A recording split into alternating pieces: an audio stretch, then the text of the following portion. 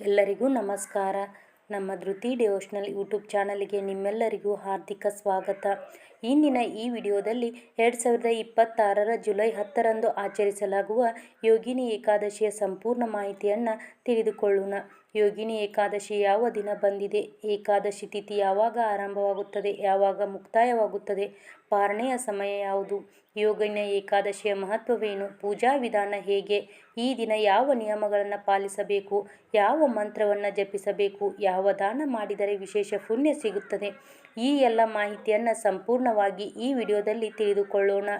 ಆದ್ದರಿಂದ ವಿಡಿಯೋವನ್ನು ಕೊನೆಯವರೆಗೂ ತಪ್ಪದೇ ನೋಡಿ. ನಮ್ಮ ಧೃತಿ ಡಿವೋಷನಲ್ ಚಾನಲ್ಗೆ ಹೊಸದಾಗಿ ಬಂದಿದ್ದರೆ ಚಾನಲನ್ನು ಸಬ್ಸ್ಕ್ರೈಬ್ ಮಾಡಿ ಹಾಗೂ ಬೆಲ್ ಐಕಾನ್ ಒತ್ತುವುದನ್ನು ಮರೆಯಬೇಡಿ.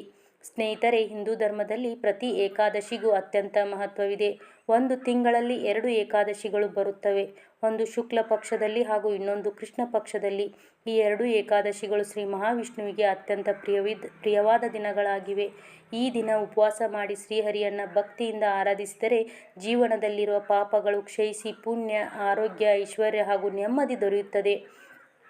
ಈ ವರ್ಷ ಯೋಗಿನಿ ಏಕಾದಶಿ 2026 ಜುಲೈ 10ರಂದು ಶುಕ್ರವಾರ ಆಚರಿಸಲಾಗುತ್ತದೆ.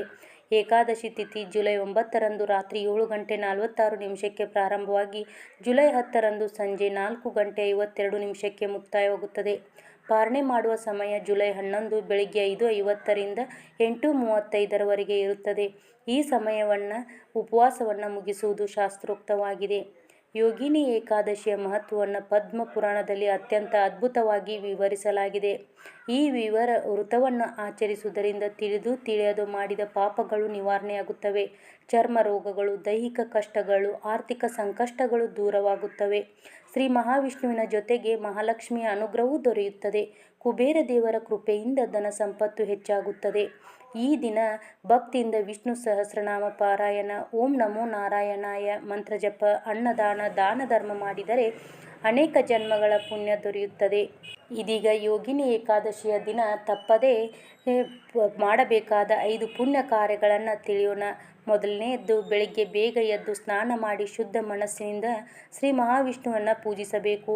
ಎರಡನೆಯದು, ತುಳಸಿ ಪೂಜೆ ಮಾಡಿ ವಿಷ್ಣುವಿಗೆ ತುಳಸಿ ದಳವನ್ನು ಅರ್ಪಿಸಬೇಕು. ಮೂರನೆಯದು, ವಿಷ್ಣು ಸಹಸ್ರನಾಮ ಅಥವಾ ಭಗವದ್ಗೀತೆಯ ಕೆಲವು ಅಧ್ಯಾಯಗಳನ್ನು ಪಠಿಸಬೇಕು. ನಾಲ್ಕನೆಯದು, ಬಡವರಿಗೆ ಅನ್ನದಾನ ಅಥವಾ ಧನದಾನ ಮಾಡಬೇಕು. ಐದನೆಯದು, ದಿನವಿಡೀ ಓಂ ನಮೋ ನಾರಾಯಣಾಯ ಅಥವಾ ಓಂ ನಮೋ ಭಗವತೆ ವಾಸುದೇವಾಯ ಎಂಬ ಮಂತ್ರವನ್ನು ಜಪಿಸಬೇಕು. ಸ್ನೇಹಿತರೆ, ಈ ದಿನ ಮನೆಗೆ ಕೆಲವು ಶುಭ ವಸ್ತುಗಳನ್ನು ತಂದರೆ ವಿಶೇಷ ಫಲ ದೊರೆಯುತ್ತದೆ. ತುಳಸಿ ಗಿಡ, ಶಂಖ, ಶ್ರೀಫಲ, ತೆಂಗಿನಕಾಯಿ, ಗೋಮತಿ ಚಕ್ರ, ಲಕ್ಷ್ಮೀನಾರಾಯಣರ ಚಿತ್ರ, ಅರಿಶಿನ ಹಾಗೂ ಕುಂಕುಮವನ್ನು ಮನೆಗೆ ತರುವುದು ಶುಭಕರ. ಈಗ ಯೋಗಿನಿ ಏಕಾದಶಿಯ ವೃತಕಥೆಯನ್ನು ತಿಳಿಯೋಣ. ಅಲ್ಕಾಪುರಿಯಲ್ಲಿ ಕುಬೇರನು ಶಿವನ ಪರಮ ಭಕ್ತನಾಗಿದ್ದನು. ಅವನ ಸೇವಕನಾದ ಹೇಮಮಾಲಿ ಪ್ರತಿದಿನ ಮಾನಸ ಸರೋವರದಿಂದ ಹೂಗಳನ್ನು ತಂದು ಶಿವನ ಪೂಜೆ ಮಾಡಿಸುತ್ತಿದ್ದನು. ಒಂದು ದಿನ ತನ್ನ ಪತ್ನಿಯ ಮೇಲಿನ ಪ್ರೀತಿಯಿಂದ ಅವನು ಹೂ ತರಲು ಮರೆತನು. ಇದರಿಂದ ಕುಬೇರನು ಕೋಪಗೊಂಡು ಅವನಿಗೆ ಕುಷ್ಠರೋಗ ಬರುವಂತೆ ಶಾಪ ನೀಡಿದನು. ದುಃಖಿತನಾದ ಹೇಮಮಾಲಿ ಮಾರ್ಕಂಡೇಯ ಮಹರ್ಷಿಗಳನ್ನು ಭೇಟಿಯಾಗಿ ಪರಿಹಾರ ಕೇಳಿದನು. ಆಗ ಮಹರ್ಷಿಗಳು ಆಷಾಢ ಮಾಸದ ಯೋಗಿನಿ ಏಕಾದಶಿ ವೃತವನ್ನು ಭಕ್ತಿಯಿಂದ ಆಚರಿಸಲು ಹೇಳಿದರು. ಹೇಮಮಾಲಿ ಆ ವೃತವನ್ನು ಶ್ರದ್ಧೆಯಿಂದ ಆಚರಿಸಿದ ಪರಿಣಾಮ ಅವನ ಶಾಪ ನಿವಾರಣೆಯಾಗಿ ಪುನಃ ದಿವ್ಯ ರೂಪವನ್ನು ಪಡೆದು ಸ್ವರ್ಗಕ್ಕೆ ಮರಳಿದನು. ಆದ್ದರಿಂದಲೇ ಯೋಗಿನಿ ಏಕಾದಶಿಯನ್ನು ಪಾಪ ವಿಮೋಚನೆ ಏಕಾದಶಿ ಎಂದು ಕರೆಯಲಾಗುತ್ತದೆ. ಈಗ ಪೂಜಾ ವಿಧಾನವನ್ನು ನೋಡೋಣ. ಬೆಳಿಗ್ಗೆ ಬ್ರಹ್ಮ ಮುಹೂರ್ತದಲ್ಲಿ ಎದ್ದು ಸ್ನಾನ ಮಾಡಬೇಕು. ಮನೆಯನ್ನು ಸ್ವಚ್ಛಗೊಳಿಸಿ ಪೂಜಾ ಸ್ಥಳದಲ್ಲಿ ರಂಗೋಲಿ ಹಾಕಬೇಕು. ಶ್ರೀ ಮಹಾವಿಷ್ಣುವಿನ ಚಿತ್ರ ಅಥವಾ ವಿಗ್ರಹವನ್ನು ಪ್ರತಿಷ್ಠಾಪಿಸಿ ದೀಪ ಹಚ್ಚಬೇಕು. ಅರಿಶಿನ, ಕುಂಕುಮ, ಚಂದನ, ಹೂವು ಹಾಗೂ ತುಳಸಿ ದಳವನ್ನು ಅರ್ಪಿಸಬೇಕು. ಸಾಧ್ಯವಾದರೆ ಪಂಚಾಮೃತ ಅಭಿಷೇಕ ಮಾಡಿ ನಂತರ ಶುದ್ಧ ನೀರಿನಿಂದ ಅಭಿಷೇಕ ಮಾಡಬಹುದು. ದಿನವಿಡೀ ಉಪವಾಸ ಆಚರಿಸಿ ಫಲಾಹಾರ ಅಥವಾ ನಿರ್ಜಲ ಉಪವಾಸವನ್ನು ತಮ್ಮ ಸಾಮರ್ಥ್ಯಕ್ಕೆ ಅನುಗುಣವಾಗಿ ಪಾಲಿಸಬಹುದು. ಈ ದಿನ ಜಪಿಸಬಹುದಾದ ಮಂತ್ರಗಳು ಯಾವುವಂತ ನೋಡೋದಾದರೆ, ಓಂ ನಮೋ ನಾರಾಯಣಾಯ, ಓಂ ನಮೋ ಭಗವತೆ ವಾಸುದೇವಾಯ, ಹರೇ ರಾಮ್ ರಾಮ್ ರಾಮ್ ಹರೇ ಹರೇ, ಹರೇ ಕೃಷ್ಣ ಕೃಷ್ಣ ಕೃಷ್ಣ ಹರೇ ಹರೇ. ಈ ಮಂತ್ರಗಳನ್ನು ಕನಿಷ್ಠ 108 ಬಾರಿ ಜಪಿಸಿದರೆ ಅತ್ಯಂತ ಶುಭಕರ. ನೈವೇದ್ಯವಾಗಿ ಹಣ್ಣು, ಹಾಲು, ಪಾಯಸ ಅಥವಾ ತುಪ್ಪದಿಂದ ಮಾಡಿದ ಸಿಹಿ ಪದಾರ್ಥಗಳನ್ನು ಅರ್ಪಿಸಬಹುದು. ಈ ದಿನ ಕೆಲವು ನಿಯಮಗಳನ್ನು ತಪ್ಪದೇ ಪಾಲಿಸಬೇಕು. ಅಕ್ಕಿ ಸೇವನೆ ಮಾಡಬಾರದು. ಈರುಳ್ಳಿ, ಬೆಳ್ಳುಳ್ಳಿ ಹಾಗೂ ತಾಮಸಿಕ ಆಹಾರಗಳನ್ನು ಸೇವಿಸಬಾರದು. ಸುಳ್ಳು ಹೇಳಬಾರದು. ಯಾರನ್ನು ನಿಂದಿಸಬಾರದು. ಕೋಪ, ಜಗಳ, ಅಸೂಯೆ, ಅನಗತ್ಯ ಖರ್ಚು ಹಾಗೂ ದುರ್ವ್ಯಸನಗಳಿಂದ ದೂರ ಇರಬೇಕು. ಸಂಜೆಯ ವೇಳೆಯಲ್ಲಿ ವಿಷ್ಣು ಸಹಸ್ರನಾಮ ಪಾರಾಯಣ ಮಾಡಿ ದೀಪಾರಾಧನೆ ಮಾಡಿದರೆ ವಿಶೇಷ ಫಲ ದೊರೆಯುತ್ತದೆ.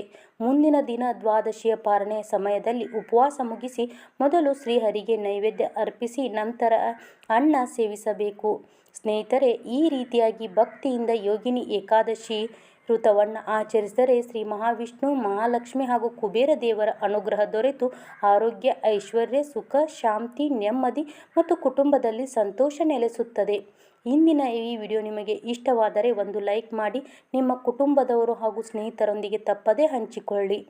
ಇದೇ ರೀತಿಯ ದೇವರ ಪೂಜೆ, ವ್ರತ, ಹಬ್ಬಗಳು, ಮಂತ್ರಗಳು ಹಾಗೂ ಧಾರ್ಮಿಕ ಮಾಹಿತಿಗಾಗಿ ಧೃತಿ ಡಿವೋಷನಲ್ ಚಾನಲನ್ನು ಸಬ್ಸ್ಕ್ರೈಬ್ ಮಾಡಿ. ಧನ್ಯವಾದಗಳು. ಮತ್ತೆ ಮುಂದಿನ ವಿಡಿಯೋದಲ್ಲಿ ಸಿಗ್ತೀನಿ. ಸರ್ವೇ ಜನ ಸುಖಿನೋ ಭವಂತು. ಶ್ರೀ ಮಹಾವಿಷ್ಣುವಿನ ಕೃಪೆ ನಿಮ್ಮೆಲ್ಲರ ಮೇಲಿರಲಿ. ನಮೋ ನಾರಾಯಣಾಯ.